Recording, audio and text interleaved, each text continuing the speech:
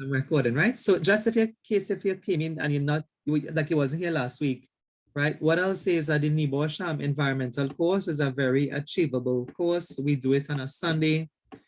Not too stressful right now because you can take classes at home, and then the exam is also done at home as well, right? The exam, if you're very new, the exam is on an online platform that NEBOSH will send you the link for. If you're not too sure, you can take these things down.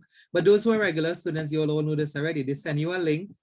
And if you are one of our returning students, you would have to just use back the same link, right? So like if you did process safety before, like Christopher Peru and Anderson and Stephen and forgive me if I'm leaving out anybody because I'm actually not looking at the participants, right? Amrish, I'm just remembering names, right? So you just have to use your same link when we pay for you, because I think exam fees are, I'll have to just check with Janet with that, right? But it should be in November. The exam fees may probably be due next week. So this is why I was telling Anderson, maybe we have to meet up a bit. And once you pay and everything, they will send you the link. The exam is the last Wednesday in November. Yes, it's on a working day. This is how it happens with all NEBOSH exam apparently.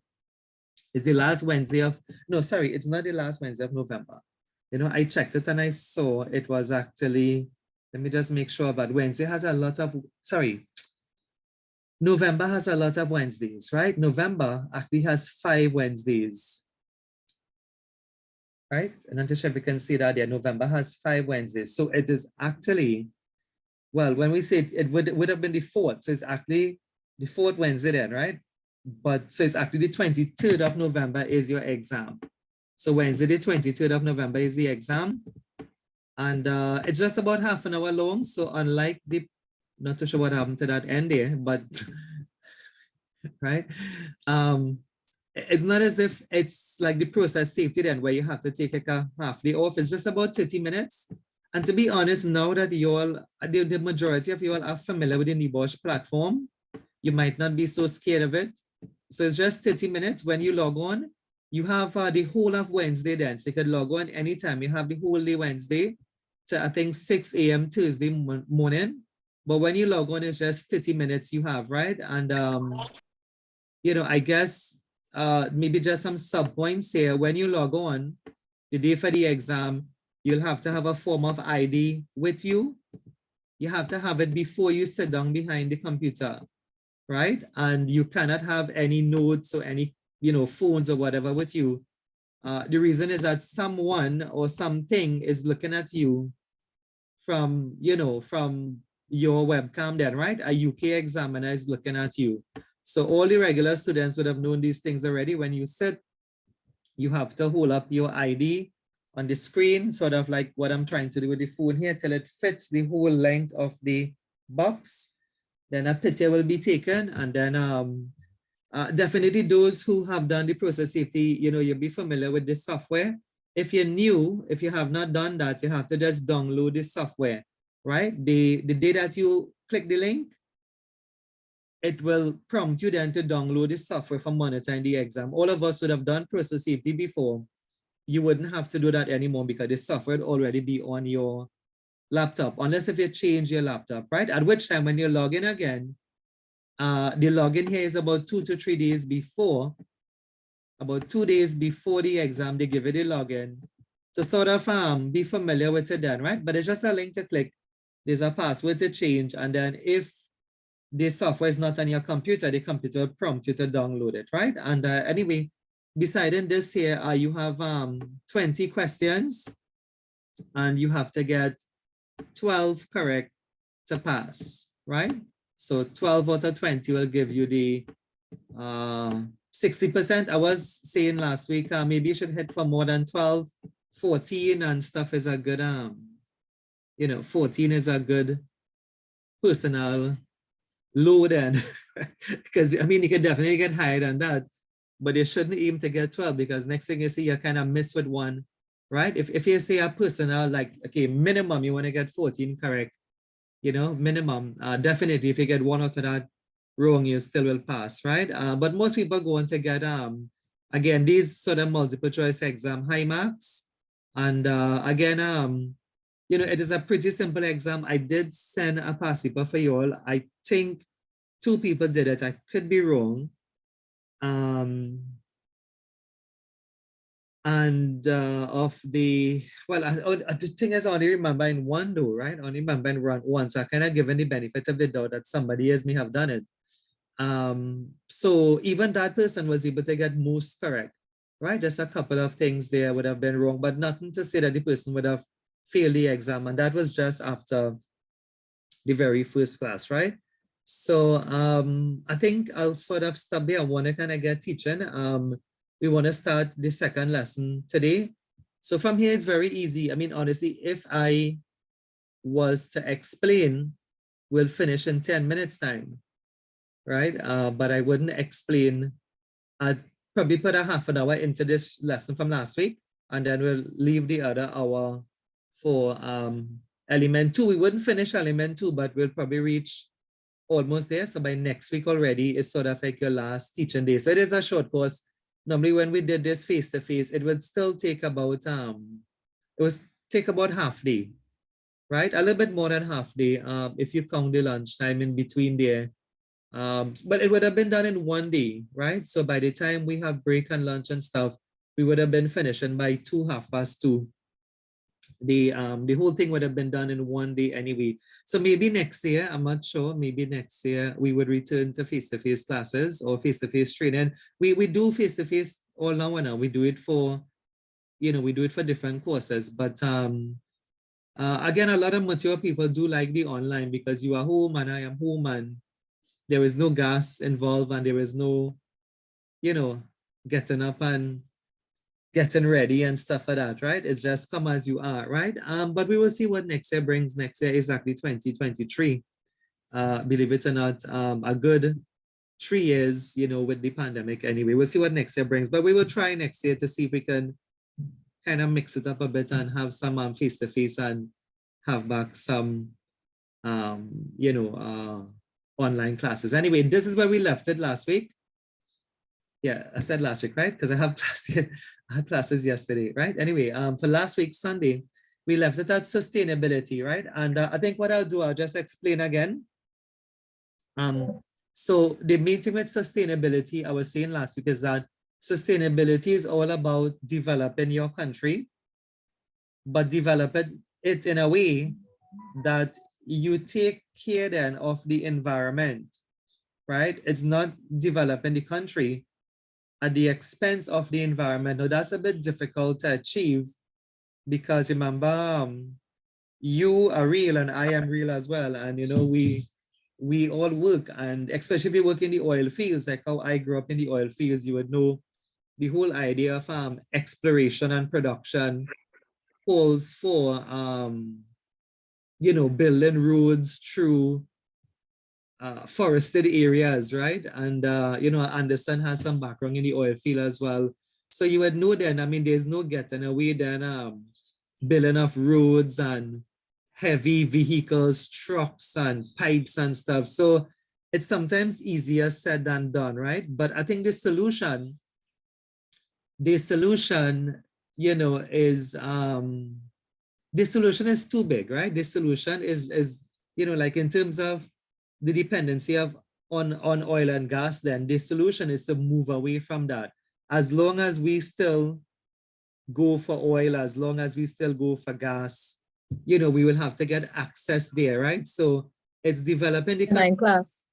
Yeah, hi. Yeah. So if you look at what's happened to Guyana, it's almost the same thing. So they are developing the country, but right now it would be at the expense of the local environment, right? And that's just how development goes for a while. Why I say for a while, later on, there are normally environmental initiatives then, like there would be reforestation programs, right? After a company is set up, after the monies then start coming in from oil. And again, if you look at Guyana, of course, look at Trinidad too, because the biggest, revenue for the country is actually still oil and gas. So, later on initiatives come then like reforestation, coastal engineering, trying to rebuild coastal zones that may have been destroyed. So those things come, right? But as long as humanity then still seeks the oil and gas or the gold or the bauxite or whatever have you, there's going to be a measure of environmental destruction. And again, though, most companies still, with time, they still do a measure of caring for the environment, but that's not in the initial stages, right? Initially, the environment takes the blunt, and then later on we do the reforestation, the engineering programs and stuff to help the environment. So sustainability, the right to development must be fulfilled so as to equitably meet the developmental and environmental needs of present and future generation, right? So you look at any company that has an environmental program now. When I say company, like big companies now, like Exxon, BP, they talk about the environment. Initially, it didn't start off that way. But when the money start rolling in, fine, there is no time to reforest, there's no time to rebuild, there's no time to, like to engineer back coastlines. And you could even look at Atlantic LNG. For those of us who know Atlantic LNG and the story of Clifton Hill or Clifton Beach, right? The Clifton Beach facility, those of us who are old enough to know where that beach was. I say where it was because it's not, I mean, the beach is there, but it's not a bathing beach anymore. But then, like as the years roll by, Atlantic LNG, they spent some monies and they developed the Guapo Beach facility. So there is a lot of environmental, protection. But sometimes though it comes a bit after the development of country first then, right? Or citizens first, because with the development of plants and, facilities and whatever have you, there is also social development, right? Social development is now where the citizen thinking about trees and a forested area and a swamp, you are thinking about your family, social, and then last on the list is the environment. But that's just how it is. And, I think, like I said, that has to do with not really any company, but the fact that we are dependent on the oil and gas. So we have to get to it, via whatever means is necessary anyway, right? So the definitely is take your beaches and communities and whatever have you, because there is that focus now back to big balance then, right? The definition seems to say it could be a balance. That is a balance between development and environment. I don't think it's a 50-50 balance, right? I think initially it starts off with more destruction, and then later on it kind of goes back up though. Later on, as companies are well established, they do come back and try to take care of the environment, right?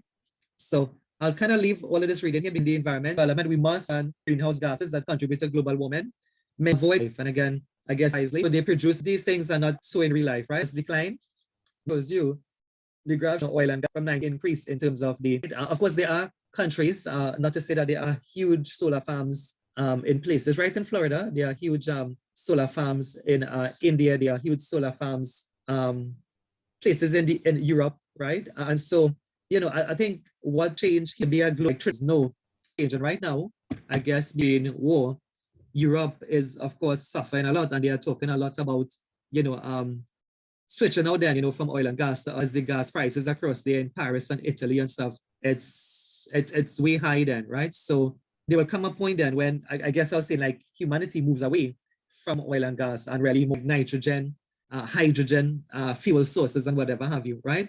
But until that day comes, developing countries then like Trinidad and Tobago, of course, Guyana, we are still running down the oil land. Wherever it is, we are going for it, right? If it is in the forested areas in Berbice, so the forested areas in, corn in Brazil, the forested areas in Carapal, which is we have one of the oil producing fields in Trinidad right now, right? And of course, the whole south there, Santa Fera, Palo Seco, there are a lot of wells inside there, Guapo, Point Forte, and if you know the field roads and right?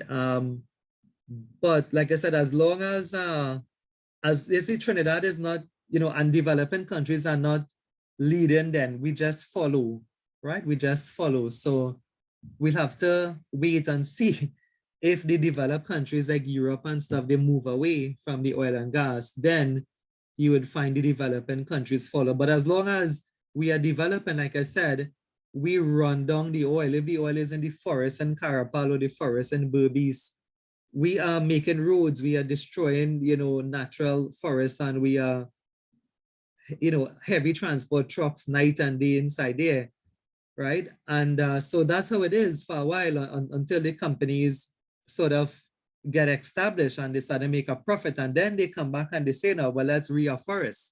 That's how it works, you know, in this part of the world anyway, right? Let's take a read of this. So oil is a non-renewable resource that we depend on heavily, not just for use as fuel, but also because many materials such as plastics are made from oil.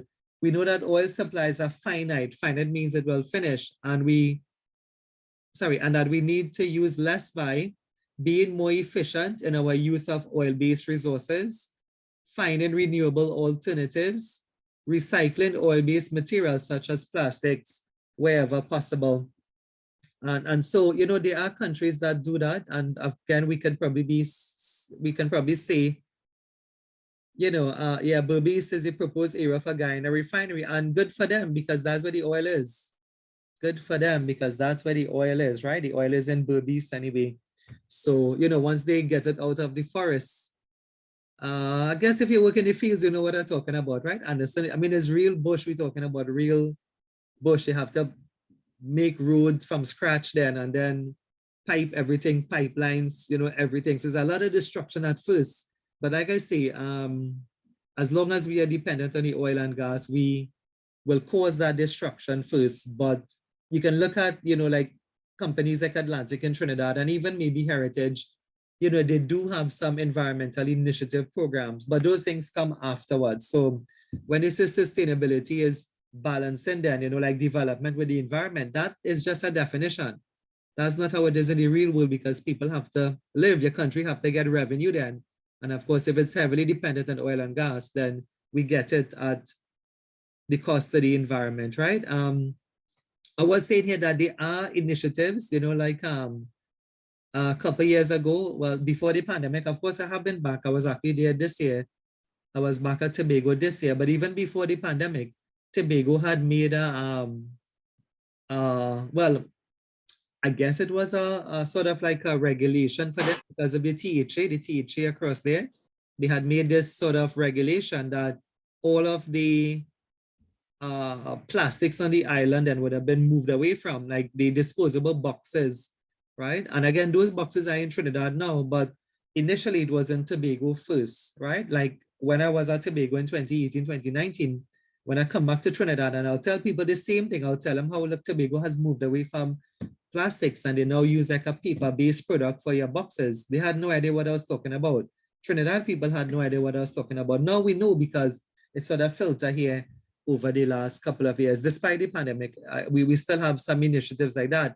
But if you go to Tobago, wherever is your watering hole, that which is sometimes by where skewers is that there, that's where most people go to get food anyway, right? But wherever you go on the island, and I think plastics are banned, requirement from the THA, and they do have boxes if you have seen them, and they are of course biodegradable. So they do have some initiatives even right in the region here, right? And I could talk more about that, but I don't want to, because as like some of the region is not even Austin, like it's Barbados. Barbados have a nice environmental initiative, right? If you've been to Barbados, you'll probably see something very, I'll just share one quick story, right? Just that you picture what I'm telling you, right? Next thing you see, you have no idea what I'm talking about. So if you go to Barbados, one of the things you'll see that will probably make you think, stop and think, is that a lot of the houses have a solar panel on it. So like, that's like something weird. It's like when you're driving, you start seeing solar panels on the houses. And, you know, the question to ask yourself is it that all the citizens in Barbados are so conscious? When I say not, I mean, it's like all of the newer houses then, right? Already, I mean, they are, you know, like the older houses that you didn't see it on, but most of the newer houses, you'll see them on it.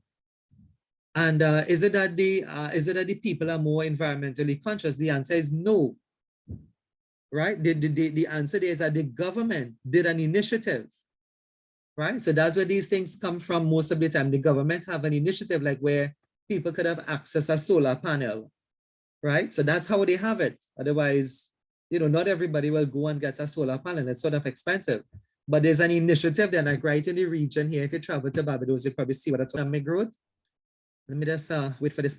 The key to me may be to consume fewer resources for lifestyles where there's less. I think this is a dream slide. When anybody make it with a family, make a decision less stressful. What does that mean to, so are you willing to follow, right? So the want us to think about, but no one will really make money, right? So especially with the age of technology, no one is going to make live without some of the necessities we have now, like simple things like television, Wi-Fi, YouTube. No, I know people who actually do it, but they are probably like the older generation. So my father does that, right? My father was a contractor with Petrotrin, but I guess, and he willfully made a decision. He's in his 70s, were kids then. He was working, working it to the bone, as they would say, as a contractor. But I guess he can choose to do, and that's something he has chosen to do. He sold away all his vans, as a contractor. He have some vans. He had about 3 of those. Sold away all, and he will walk, and he is making garden, right? He's making, like farming then, right? But not in a big scale, just for him to eat. And he doesn't really bother too much with television and now and cable and whatever have you, right? And so, maybe someone who lives that sort of life and forces and have less money and live and she embrace develops with development that, like heritage or any one of those they have developed by social progress, right? So yeah, and nature will get good. And when he may sponsor and progress, sustainable and enhance saying was a country then, right? That saying is that reputation. He is a client, or if you could rephrase that company, he tried to bring it to us. Because once I bring it up, it's going to cut down into the audio a bit. It's not coming up, I'll explain it for you. It of a company that and it became better for them, right? So if you're not familiar with this company, it's called B&Q. This is the biggest furniture company in the UK, right? It's like how we have Courts in Trinidad.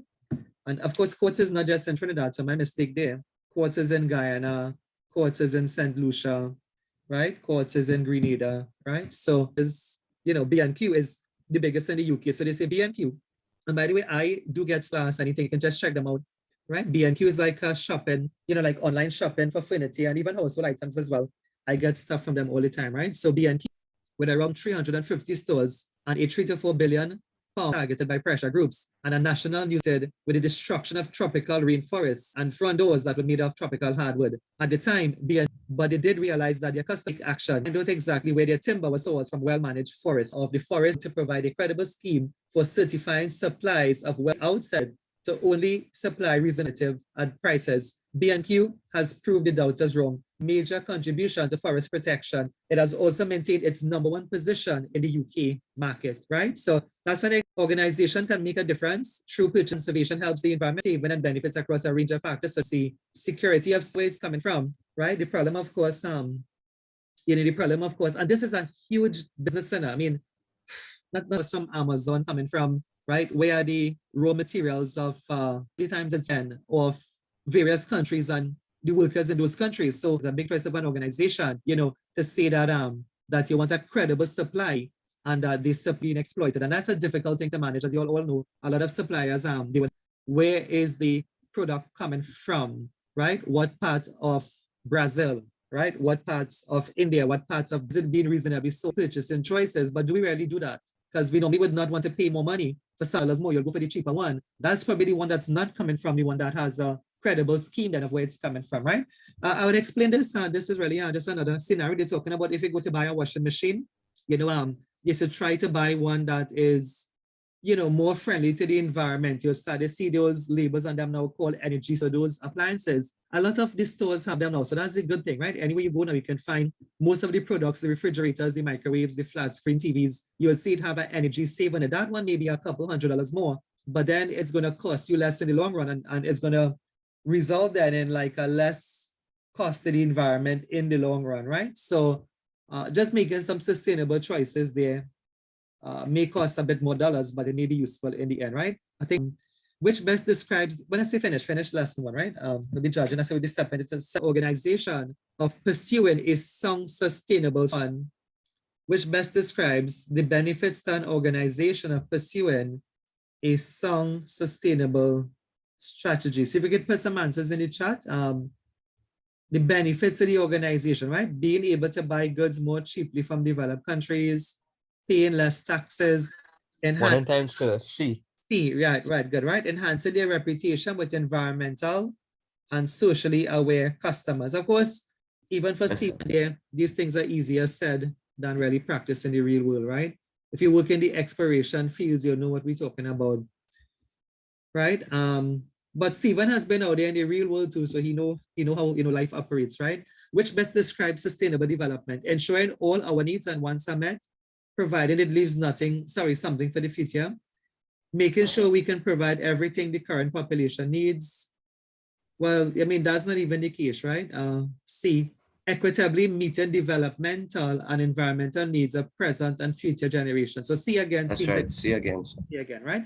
All right. So they have the same thing here again, and environmental objectives. Environmental management systems have been developed to help organizations. Environmental management systems set out in the international ISO, which stands for International Organization of Standardization. We didn't know what ISO stood for. The International Organization for Standardization is the standard that is used for the environment, right? So I was saying to just management system, you would probably be doing, if not, they would just go back to the cheaper alternative, right? And even safety before you are familiar with this model. Yes, Sam. So if I'm not mistaken, isn't that a tax incentive now as well? To reduce taxes, I believe so. Yeah. Yeah, I know thinking about it, why companies do it now a lot more now. Yeah. Also insurance, also insurance purposes and stuff like that, right? And so ISO, if a company is certified, and the benefit is that, well, you can boast about it. You say, look, Atlantic LNG is now ISO environment. Again, these things that do have to really be the case enough, right? Because for those, you have a policy, you have an environmental policy, committed to taking care of the environment, right? But again, I mean, having destroyed Clifton Hill Beach and stuff, could you really say that? But they do say it, right? So like I said, having these things is like a boosting point with a client, a foreign investor, insurance companies, as Amish mentioned, their tax incentives and tax breaks and whatever have you, easier compliance with people like the EMA, right? Like if the EMA, which is Trinidad and Tobago Environmental Management Authority, if they were to come by to your company and you tell them, look, we are already ISO 14001 certified, that's very good for your company, right? And let me just throw in a 2 cents here before I forget. Could I just throw in a 2 cents here? Because I will forget. It's only because Amish mentioned that I end up remembering, right? So just in case you are not aware, well, the truth is you probably would not be aware, but some people are aware, right? So we have started to do ISO courses, right, folks? So we have started to do ISO courses, basically all of the good ones, the 9001, and we are not talking about the I'm not talking about intern, I'm not talking about the real ISO, right? I have a partnership with one of my lecturers, and there's just about 2 persons in Trinidad that can do this. He is one of them. The other one is CIQ in Shoguanas, but my old student, which is now a lecturer, which is now someone that went away and he got the rights to offer this. Right, so the environment 45,001, the lead auditor, like if you've heard about those things, lead auditor training, right, and all of the numbers, I guess these are the bigger ones anyway, quality, safety, and the environment. These can be done, right, for around 7,000 TT, right? Now it's actually more than that. You could probably call CIQ and find out, but you all know we tend to give you all the better prices, right? So just in case this could not be for you, maybe your company, if you are here and you know your company wants to be ISO certified, there's just about 2 nationals now that is certified to act on behalf of the organization then to issue certificates. And by the way, it's actually not him alone. He works for the same team in the States and the UK and stuff, right? But he is the one then, and that will do this training for you. If anyone you know, I have one person already interested in it, but we put in a class together. Hopefully, maybe in the new year, we'll have something, right? And so he's very good. He's a past student of mine. You know, I wouldn't say that. You know, I wouldn't say that. Yeah, CIQ is probably about $12,000 to $14,000, right? And this man is well known. If I call him, if you're in the field, you know him in safety field, and he is actually one of the biggest parts of the energy chamber. Right, his name is Daryl Haridas, but a long time ago in another life, he was a student of mine in another school. And then he was actually a lecturer as well. And then for years, I haven't seen him.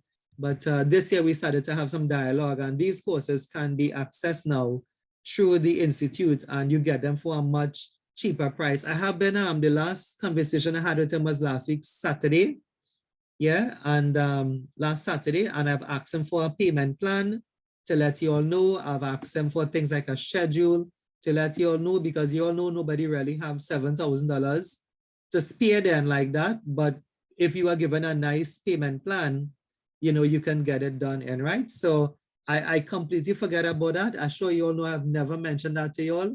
It's honestly because when Amrish, we had that break there, it suddenly dawned on me that that I've actually never mentioned that to classes before, right? It's when people call, you know, we kind of companies call and we kind of just tell them.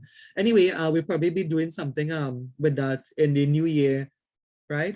To say that we put it out on Facebook and stuff then, right? For those of us who are interested. And like I said, we are waiting on, I'm just waiting on him to see what his plan, the payment plan is like, right? Because I have to do it in collaboration with him and his team because they are the ones that are doing it. It's sort of how we have like a collaboration with the new guy in our school. Those of us who know we have had a guy in our presence for the last 2 years, making 3 years now, but I have never physically set foot there. Right?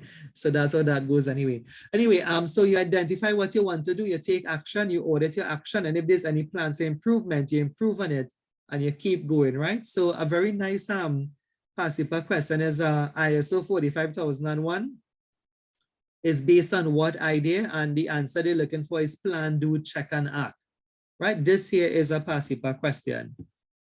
All right, moving on. Again, this slide is so small, but this is the biggest view I can get it on, I think. I don't think I can get it bigger than that. You can look at it in your book. You should all have your books. This is actually the elements of ISO 14,001. Forgive me, you know, I'm more talk safety and environment, right? So 14,001, the actual elements is that you need to come up with an environmental policy.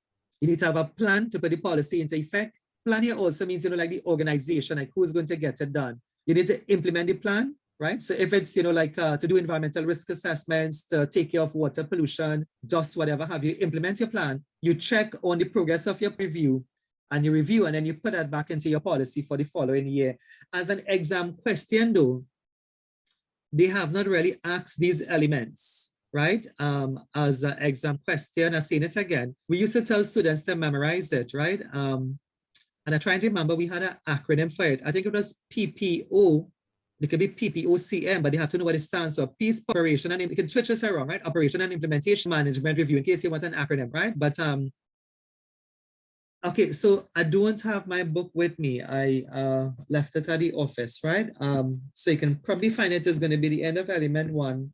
You'll find that same chart there, right? Look through your book a bit. I don't have my book with me today. I thought that was home, but I think after Sunday I dropped it in the briefcase, and then during the week, I emptied the briefcase, so it's not home with me here today, right? I had it last week. So if you can see, if anybody can just drop the page first, you'll see the same chart, so you could probably have a better view of it. Okay, page 22, right? And the thing though, like I said, they have not really bring this. That's why I kind of pause here. They did not bring it. I was just saying, in case you want an acronym for remembering it, you can go PPOCM, right? Policy planning, operation and implementation, switch it around, check-in, management review, right? But they have not really stressed on this. What they have stressed on is the PDCA, right? There's the acts, you know, like what is, you know, ISO 14,001 is based on a simple idea. What is the idea? It's plan, do, check, and act up here, right? So that is what has come from multiple choice exam so far. So the next couple of slides are just going to tell you how to get certified. So you apply to CIQ or to my ex-student, which now is a lecturer, right? And so maintaining an EMS that conforms to ISO 14,001 means it can be independently audited by an accredited certification body, which is actually ISO. Generally go through a 2-stage audit process. The first piece is a lot of documents. You have to submit that documents under all of these headings. You have to submit your policy. You have to submit your plan. You have to submit your environmental risk assessments, your aim, your objective. You have to submit who is responsible for what, your budget. Look at right here, the resource, like 3 months of records of you checking on it, management review meetings, and the list goes on and on. And when ISO or their representatives are happy that you have met the document part of it, they will then schedule a face-to-face audit, or probably on Zoom. I'm not too sure what they do now. And then in the audit, they'll be asking you questions just to verify what you submitted anyway, right?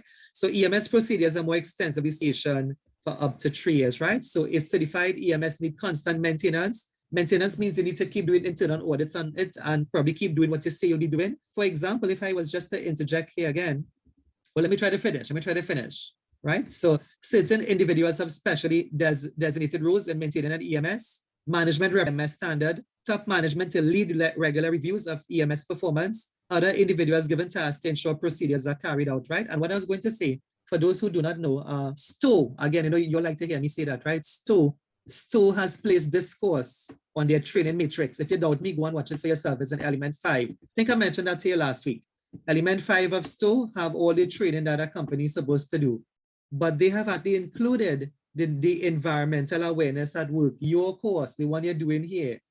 STOW actually wrote this into element 5. The routine first aid, you all know the list. Defensive driving has WAPA training, has come training, T-boss if you're going offshore. But look, this course was written into STOW as well, right? So what I'm saying is that if your company is 14,001 certified, one of the ways of maintaining certification is that you probably have to go and do the NEBOSH EAW course, because that has been written into like our local certificate. Then those of us who know what STOW is like the local ISO, right? It's been written into that you have the environmental awareness at work, right? And that's sort of strange thing, I tell you, because, you know, I always say this, that, again, I have had no formal communication with the board of STOW to say that they should put, so why did they not put in Cipriani course here? Why didn't put Costat, right? I had no formal agreements with them, none. I know them, but we have had no discussions. When I say I know them because the two of them in the energy chamber, 2 past students of mine. So my relationship with them stopped when they stopped being a student. The 2 persons who work in the energy chamber right now, right, are 2 past students of mine. But that's where the relationship ended. But to see that this STOW entity, the Energy Chamber of Trinidad and Tobago, wrote in the environmental awareness course, and this is not the only one, as you all know, they've actually written in other courses like process safety and stuff, right?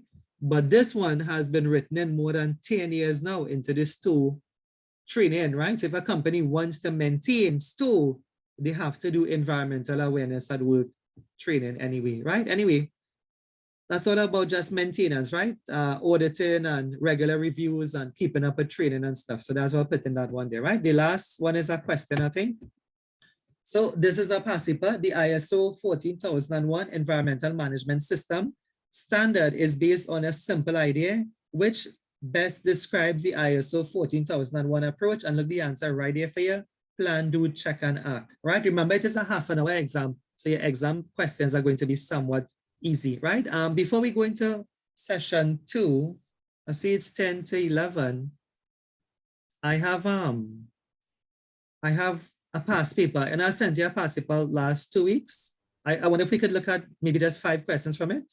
On 11 o'clock, we will kind of branch into the second PowerPoint. If not, Tuesday, let me know. I'll probably try to send it back for you. Let's try to just do the first 5 questions, right? The main source of urban noise includes animals, quarrying, traffic, pub concerts. Maybe C, right?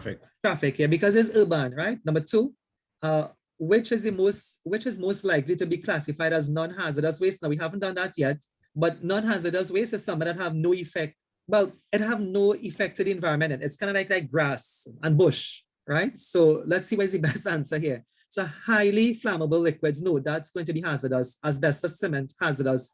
Glass or broken sheet glass, because it's not doing nothing really. It's just broken. It's just on the ground, right? It's not really, glass don't really pollute the ground. I mean, it may look untidy, but it's not really doing the soil anything, right? So the best answer there is B. We look at this also in lesson 2, which will be finishing next week, right? Post segregation of waste can be most improved by clear labels and larger labeling and smaller skips. Clear labeling and training of staff, that may be a good one. Changing the waste contractor, that's not a good one. I think maybe as to where to put your garbage, right? What is the meaning of the term waste recycling? So all of these questions is actually based on the last thing in element 2, right? What's to use again? That sounds like it. Waste is sent for energy recovery. Items are sent back to the original supplier. Items are used again for the original purpose. Mightn't be the original purpose. I think it's E, right? Yeah. The best option for reducing quantities of electrical waste is selecting products the products can be recycled. Efficient schemes to collect electrical waste for recycling, allowing free return of all electrical goods when purchasing new ones. Now, see if we could figure the answer for this one. There is actually a hierarchy for this. The answer is actually E, right? Exactly. And if you didn't know, well, most people think recycling is first in the hierarchy, but there is something called the waste hierarchy. And surprise, recycling is not first. Recycling, I think, is about first is, trying to kind of eliminate it in the first place, right? So selecting quantities of electrical waste. So design elimination then, from those of us who know safety, eliminating the waste in the first place by having good products are often the best answers anyway. I think my aim there was to show you that you can do the past paper even if we haven't done the work as yet, right? The environmental field is somewhat easy, or easier, should I say, than than safety anyways. A lot of it is kind of common sense anyway. However, I'm not seeing my cursor. Oh, there it is. Pollution impact assessment and emergencies. Yeah, the answers are close, right? But I think when you finish, I'm racing the answers close, but if you finish chapter 2 here, and you see the waste hierarchy now, those things wouldn't be troublesome anymore because there is a waste hierarchy. And it's not as if we sort of just getting the best, but we were kind of getting the best answers there. But by the end of the course, you know there's a waste hierarchy. You know that, okay, recycling really in the grand scheme of things is not first. It sounds like if it's first, but it's not. It's not first in the waste hierarchy. I think recycling is just above disposal, right? Disposal of waste. So there's about 3 things on top of that.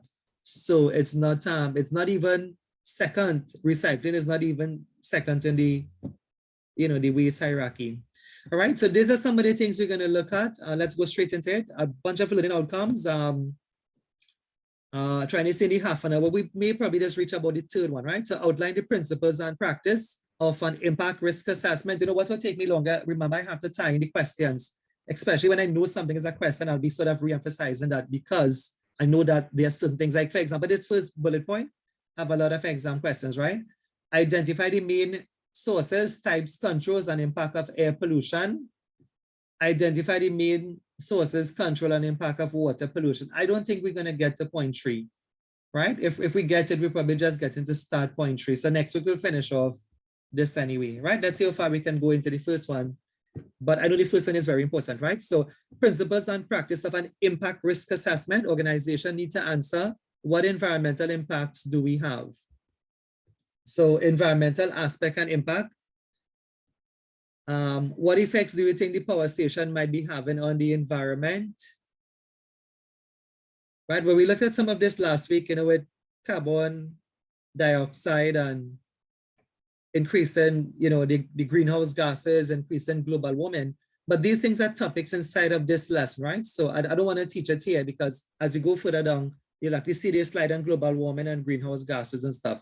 For now, though, these 2 headings are very important. I have to make sure that you understand these 2 headings clearly because there is going to be 2 questions on these, right? Let's take a read of them first and explain them, I guess, after the reading. So ISO 14001 defines an environmental aspect as elements of an organization, activities, or products or services that can interact with the environment. Right? I don't know if you wanted to learn that. Environmental impact can be characterized by source, pathway, receptor. By making the link source, pathway, receptor, we have an impact, right? Now, we had to read this slide very, very carefully because the definition here was not for impact. The definition was for aspect. They say ISO 14001 define an environmental aspect as elements of the organization activities, products, right? Or services that can interact with the environment. And I think it was, like I said, these are not my slides, these are NEBOSH slides. They should have really continued with aspect and then go on to impact. But here they started talking about impact, but it's 2 different concepts. What I'm talking about is that, let me just read the other one. So the other one, ISO defines an environmental impact as any change to the environment, whether adverse or beneficial, wholly or partially resulting from an organization's environmental aspect. The source pathway receptor model show the power station chimney has potentially a number of different impacts. So get the thing, there is the aspect and there is the impact. So which is which, right? Which is which? Well, I have a way of figuring it out. Hopefully you'll be able to remember it, right? Because what the past papers do, I don't know if you're taking anything down, you should, right? So the environmental aspect, right? They give you questions in the multiple choice and they ask which is an aspect and which is an impact. which is an aspect, which is an impact, right? So what is the aspect here? And what is the impact? Because it's not the same thing, right? So the way I have thought about it, and it works all the time to help students, the aspect is like the cause. You know that relationship cause and effect? The aspect is the cause. The impact, right, is the effect. You need to remember this, otherwise they'll trick you for exam. Again, I'll tell you what they do. They give you a question and they say, which is the aspect, which is the impact? Is the emissions here then? Is the emissions an aspect, or is the emissions an impact? Let's just put CO2, right? What are the emissions? Are the emissions the aspect, or the emissions is the impact? You'll be able to figure it out if you look at it like this: cause and effect. The aspect is CO2. Yes, sir. The Okay, aspect. yeah, I could probably clarify this a bit. So the CO2 then, I mean, but remember this from, well, I know it wasn't here last week, but CO2 is responsible for, let me just put global warming, right? But it's exactly the greenhouse effect. But in other words, and if they say, let me rephrase the question properly, Stephen, right? Because I wasn't finished, right? So global warming, is global warming an aspect, or is it an impact? Is global Impact. Right. So global warming is the effect. So the cause, they're going to say the cause will be the chimney. The cause is the process taking place here and the activity that's taking place here. The aspect will be the chimney, the process then of nuclear power, or whatever they're doing here, steam generation, right? That will be the aspect, right? The only thing I could save here for this question is if you remember it like this: cause and effect. Cause and effect, right? Because they're not asking you to remember the definition. Remember, it's not a written exam, but you could probably remember it. Next thing you see, they bring it for exam, right? If we go back, if I take this off, hopefully you all write it down, right? And I go back, you would see what I was saying, right? Let's go back and watch the definition a bit, right? So please remember, again, if you didn't quite hear what I said, this is an exam question. This is an exam question, right? So what they say an aspect is, watch it, it's the organization activities, it's the products, it's the services, but the impact, let's go to the other one, the impact is the change to the environment. So like how we, so that's how that becomes an impact. But if you just think of it as the effect to the environment, you'll get it correct as well, right? If you want, I think there's a passive by now. Okay, watch this one. Take your time and think about cause and effect. Cause and effect. Which one? The cause is the aspect. So you're looking for the cause. Which of this is the cause? Take your time, huh? A. Which constitutes an environmental aspect? A. Right, the answer is A, right? It's the cause. You see, ozone depletion is a effect. Acid rain is a effect, meaning it's an impact. Dead fish in the river, that's a impact. I don't have another one, but I remember another one. Another one they had, right? Another one they had was I think they said like discharge from an office, like discharge water from an office, right? You may have to look for that question. Maybe if you all could finish up this passage, I could send you another one. But there was one I had where they asked, which was the aspect, which was the impact. And it had discharge from an office, but like the runner from an office. But in some way in the question, I think they said the water had a color, right? So it was kind of like,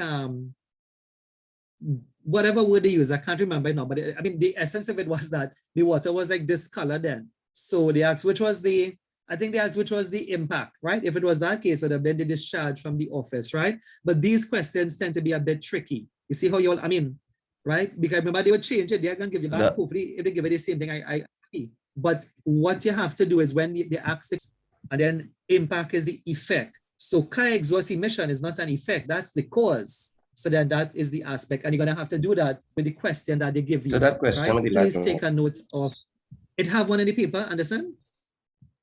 Yeah, it have that one will be impact and impact, Well, and they have as defined in BS Yeah. EN ISO 1401 Right. to 2004. Right. For a large office building could include, and they give you the That's it. answers, Yeah. energy use, Yeah. heating and lighting. They have water Yeah. consumption in toilets and canteens, and they have the visual appearance to the neighborhood. And That's the it. last one, they have all of these. Yeah, that's what I'm trying to remember. See what I tell you, I remember my questions, right? However, I'm not seeing it on the view screen anymore. So I would have to leave it, right? On my view screen, the amount of windows I open, like I tossed out the past paper questions I just showed you, right? So if Anderson's seeing it there, you can look at it. And like I said, once you see it in a past paper, you know it have a really good chance of coming back, right? So you'll pay particular attention to it, right? Yeah, right. So you'll take a look at it. If I finish off and I get some time, but if you say you have it, great. I know I mentioned it and look, Anderson it said it there, right? And so let me just put in 2 cents here again, 2 cents again. I mean, the first couple of things was an exam, right? I would again advise you to try to kind of know that the aspect is the organization activities, because next thing they bring the whole definition for you then. And they say, okay, well, which was this one? Is this the aspect or is this the impact? Well, if it's the activities coming out of the organization, that's the cause. So that's the aspect. And if it's the impact, the change to the environment, but then that's the effect, right? Anyway, the 2 cents I wanted to throw in here for you, right, was that, again, I mean, I'm in Trinidad here, and this is the management system that we use in the companies. So do you know that this is also required? An environmental impact assessment is required in element 8. If you don't know that, it's element 8. And the assessors that just want to see these words. Like when you do an environmental impact assessment, sorry, I don't have all the time in the world, right? But you know how a risk assessment does have the headings? Like the first heading could be the hazard in a normal risk assessment. Well, one of the headings in an environmental impact assessment and is going to be the word aspect, right? So the auditors just look for the words aspect, right? And then in the heading again, in the column, the aspect could be like, what activities are taking place then? Remember, aspect is activities, right? Then it could have who or what could be harmed. In an environmental risk assessment, you actually want to consider plants and animals. Remember, it's an environmental risk assessment you're doing for element 8. You want to consider water courses and stuff then, right? And then the impact, I wonder if you catch what I'm trying to show you here, that for student, this is a real thing. When you do an environmental impact assessment, you cannot pass off a normal risk assessment then as an environmental risk assessment. You will have to actually do what is called an environmental risk assessment. And when you consider the impact, you have to consider the impact to plant life, to fishes, you know, whatever have you. And you could actually use the same risk formula. Yes, likelihood by severity. You could use the same risk formula, but the impact on fishes, the impact on coastal areas, the impact on soil, right? If it's big on that anyway, right? So an environmental impact assessment, or something called an EIA, if you've heard about that, is something required right here in Trinidad and Tobago for all companies. You know, I can put EAW, by mistake, EIA, right? An EIA, an environmental impact assessment, uses these words on them, right? And I told you it was 2 cents. This is just exactly one of the cents I wanted to show you, right? So the 2 cents, the other one was, if you move on to do your environmental degree, which no one here is doing, I don't advise that you do that. I don't advise because, well, I have one and I've gotten nothing to do with it, right? So the environment field and it's not too hot in Trinidad, you know, it's more safety, right? So, you know, I mean, those who know, I have 3 degrees, right? The first one is environmental. I tell the story all the time. I came first in Trinidad here and I got a big award for it, first in the island and whatever, right? But I never got a job with it. So I was just saying, if like me, how I did an environmental degree and even in NEBOSH environmental diploma, which again, I advise no one do it because, well, I'm not, in fact, if I put this on YouTube, I probably say, please do it. But for the country of Trinidad then, right? You don't get employed with it. You can get, you know, to develop your own skills with it, right? That same person I told you, Daryl Haridas, he did it. He did the NEBOSH diploma first, and then he just did the environment to say that he wants another BSc then, right? He just did that, right? And so we really don't offer it anymore. This is more than, I told you, more than 10 years ago. But I was going to tell you, the first lesson in the diploma is this. The first lesson is what is the same thing, and the same, remember, this is ISO definition. The first lesson is what is the environmental impact. what is the environmental aspect. And one of the essay questions you have to do is often based on that same thing, like what is the impact? What is the aspect, right? So that was the 2 cents. The 2 cents there was, one is that store requires environmental impact assessments to be done. And the words you're learning here are actually the heading, because this is the activity the company is doing, right? Exploration, right? Building a road or whatever have you. So this is the activity or activities that the company is doing, right? And the heading here is actually a part of a risk assessment. Give me a minute. Apparently a couple of people got bumped off, or either they're coming in with different devices, because I've seen 2 iPhones logging in, right? And the other thing I said, if you do know about doing an environmental degree, a big question in the degree level is the same thing, to define what is an impact, define what is a aspect, right? So that was the 2 big things there. Of course, the first big one is really for you. This is for you too, down here is for you if you're working in the company, right? The other big one was that, you need to know the difference between aspect and impact for your exam. One of them is the cause, the other one is the effect, right?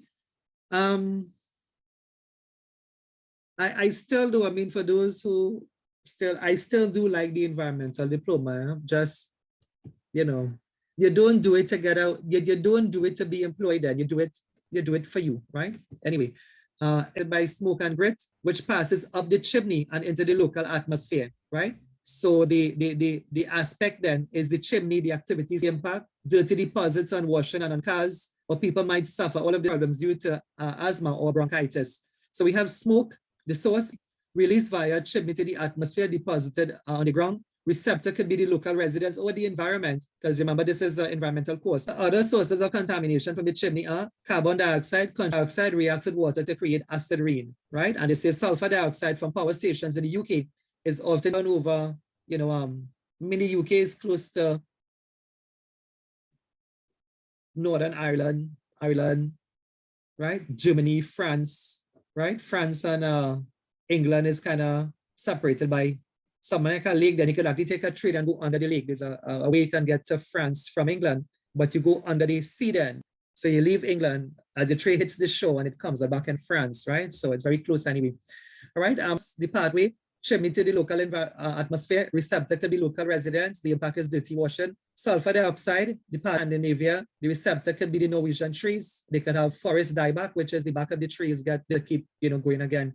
Sulfur dioxide, chimney to atmosphere, Norwegian salmon could be affected, and again, declining fish stock. So this is like even the start of a EIA. You see how they have a source here? This is the risk calculation, right? And you get a good EIA, right? 11:15. So credit risk, if I just tell you, let me read 1 or 2 still, and I'll tell you at the end, right? Examples of direct environmental discharge of liquid effluent from a manufacturing process. Example, electricity consumption, right? Does this mean that such organizations have no environmental aspect or impact? The answer is yes, you have an impact. So credit grave concept, the life cycle analysis, look at the environmental aspect. I'll just explain basically, I think the word says it all, life cycle analysis, credit environment from the extraction of the raw materials to when the product is used, to when the product, when the equipment then is no longer usable, like how to recycle it. That's called crazy. A life cycle analysis looks at environmental protection, right, of the product and service. You'll see it better on another slide, like this one. Certification of raw materials such as steel and plastic, and they were using that to make a washing machine, right? Washing machine talks about from the extraction of the iron ore and steel production, what will be the harm to the environment and how they will take sulfur dioxide emission, water pollution, suspended solids. But what is missing from this is how they take care of it, right? It's not life cycle analysis, reduce the hazard at every level, right? Transport of the raw material to the manufacturer, use of lorries, rail wagons, ships, fuel consumption, the output being sort of reduced that at the same time. Use of heavy machinery, consumption of fuel, and being waste, steel, plastic, oil, air emission, dust, and again, how they would reduce that. Disposal of the washing machine at the end of its useful life, use of road transit, consumption of electricity and fuel to do so, and then washing, and again, how they will take care of that. That whole management of the product then, in this case, is called a life cycle analysis. They did not show the whole thing here. They just showed you the hazards or what is the impact, but it goes on to show you then like a normal EIA controls then, right? To reduce it at every stage. And in the UK, right? You would probably guess, those of us who done courses here before, that they have very strict laws. Trinidad, they do have a fund, right? One of the ways they have this being taken care of is with your EIAs, is with ISO certificate that must be passed from every one of these persons here till final disposal. It tracks then, it's called a consignment note, right? I have a quick story if you want, but they can research it a bit, right? Probably wouldn't share this story. I wouldn't share all of it. I'm not sure if you all look at, I'll share part of it, right? Like there's a show on TV called, long story short, there's one of the episodes of that where now, you know, they do deliveries there in the remote parts of Canada, Alaska and stuff. And in one of the deliveries, one of the drivers left with how they like to get like halfway through his journey, which takes days and days and weeks, right?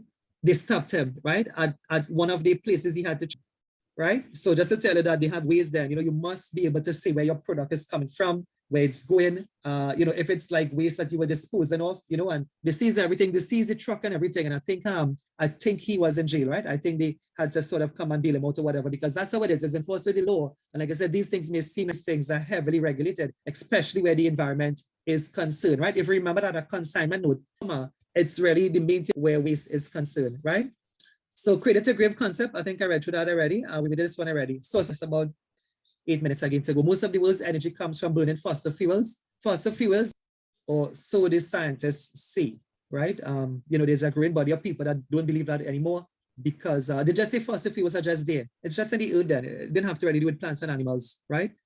You know, these definitions may change as new information come to light. I think up to this week I saw this said they found another living, no, not living, but it had tissues and it's still there, right? I think it would have been in Scandinavia, right? So something, right? So there's a great body of thought that says that it didn't really have to do with the dead plants and animals. Really, these things are just in the earth, right? Oil and is just in the earth. It's just, it didn't have to really be dead plants and animals because you're finding the dead, they could still find fur and skin and hair and stuff on it. So for you to have oil and gas is just part of the earth, right? So that definition, of course, please forgive.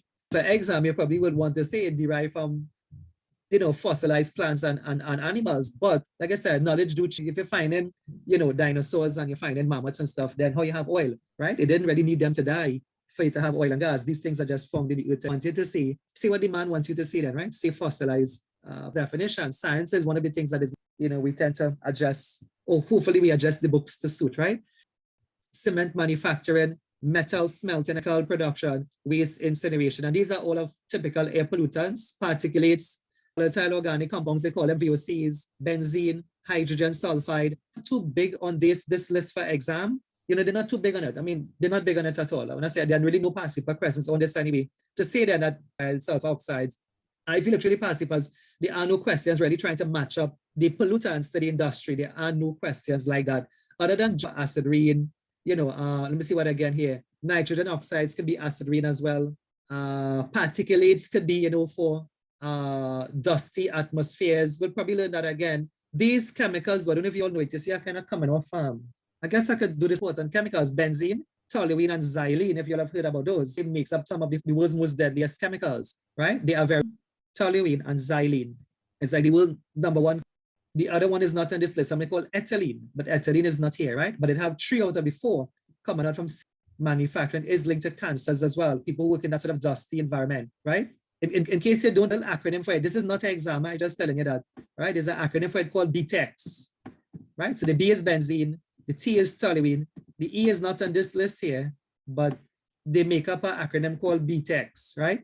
Benzene, right? Toluene, Mamaka disappear, right? Benzene, toluene, ethylene, and xylene, the 4 most cancer-causing compound known to man, right? Benzene, toluene, ethylene, and xylene. And if you wonder why I kind of repeated it, I know it have nothing to do with exam, I tell you that already, right? Yeah, they, like some of the common products you use have these things in it, but you had to watch the label and you would see benzene, toluene, ethylene, xylene. Some of the common products you even consume have these things in them, like certain preservatives have these things in them. They say benzene is actually formed when you have a barbecue as well, right? But then who really have time to study that, right? Barbecue over the coals, which is the one that really does taste good. They say it reacts, the I guess the emissions from the coal reacts with something in the meat and causes benzene to form. In the skin of the chicken. Yeah. So I just telling because I mean all of us have barbecue. I feel to eat it, in fact, but as we're talking about it here, but just to be conscious that you don't overdo these things neither. They don't really just live on, you know, these things every day or so, right? But like I said, it's very interesting, as we mentioned here, you know, cement manufacturing. You know, early on this year, the student is not here, but he was in the degree class. He is in the degree class, and some of you all may know him because he work in shutdown too, right? So I wouldn't really call his name because Kuru, you're probably working with him. Steven, you're probably working with Darian. Like I call his name, right? Well, I was going to call his name because I have more than one Darian, but hopefully you all know who I'm talking about. But Darian told me this year, someone he had known, I think is his wife, family, a 40-something-year-old man came down with cancer and died, coming out of the TCL kind of operations there, right? And working in that dusty environment then, right? Had some sort of pain, checked it out. Doctor told him it was cancer, but it was too late already, right? So these things are not jokes sometimes when you see, you know, people or, you know people who go to, because when he told me, he said that he was telling me as was happening, like the person went for the test and they got diagnosed, and then the doctor said like 6 weeks or 6 months or something again, and then eventually Darian told me the man really passed away, you know. Asked how old, he said 40 something. That's a young person, right? So we stop it here today. So you see the type of dusty environment. I know sometimes you all work, right? And I did it too, right? Back in the day, I used to run into a tank. We used to go inside the oil tanks. I was telling Anderson, we go inside there without any RPE. You know, we didn't even know what was that. Contractors back in the day will go and move out. You used to have to go and clean the they call it BS. I don't know if they still call it BS, right? They still call it BS in the tank or sludge. We will go in there, my father, me and some workers. I have a bigger brother, he would work with us as well. And we go in the tank, right? Going in the tank, you know, that and scraping all the BS, skinning in a wheelbarrow and nothing, right? I guess some people lucky for a while, right? But that's what we used to do, right? And again, that people do work, and you know, even some of you all may be working in some dangerous jobs. But the thing about education though, you know, I say that what you're doing now, you don't always have to do. You always will find better then, right? That's where I came from, and by education, you know, you got better anyway. So, you know, if anyone like Steven or Steven coming up the ranks anyway, you wouldn't always be working shut down then. You wouldn't always be working, you know, you'll get a better job, a permanent job with the experience you get, you know, you take on a better role and responsibility in the end anyway, right? So that's the end for today. I don't want to move on because I saw the thing with benzene there. I said I'll mention that. I could have moved on, but some things are not for exam. Some things are just good information to know that even workers in Trinidad are getting cancers and dying, right? Look at Cole Darian. So some of you would know is a true story I'm telling earlier, right? We'll take it off right here next week if we could just put a mark on these types of air pollution. And that will be it for today. Let me just check the rule. And well, as I said, I forgot your book home and I forgot the rule as well, right? So what I'll do, I'll write it down on a sheet of paper. Let me just stop the recording and I'll transfer it back on.